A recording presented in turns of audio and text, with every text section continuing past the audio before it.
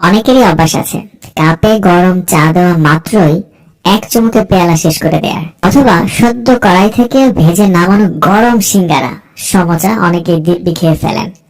খেতে বসে 10-12টা কাঁচামরিচও চিবিয়ে খান। এই ধরনের অভ্যাস কিন্তু মারাত্মক ক্ষতির কারণ হতে পারে।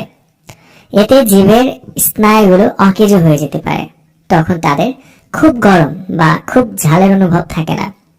বারবার অতিরিক্ত গরম ও ঝালের কারণে গ্লোসাইটিস রোগ হওয়ার সম্ভাবনা বাড়ে। এটা এক ধরনের জিহ্বায় ঘা, আর এই জিহ্বায় ঘা সমস্যাটা শিশুদের মাঝেও লক্ষ্য করা যায়। শীতকালীন সময় এই প্রকোপ কিছুটা বেড়ে ওঠে।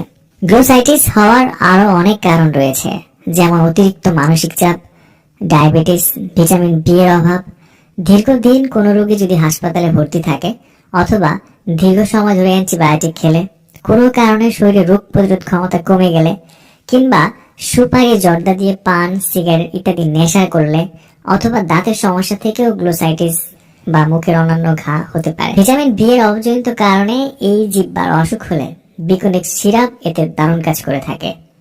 গ্লোসাইটিসের মতো আরেকটা অসুখ আছে, সেটা হলো স্টোমাটাইটিস। এর কারণও মোটামুটি একই রকম।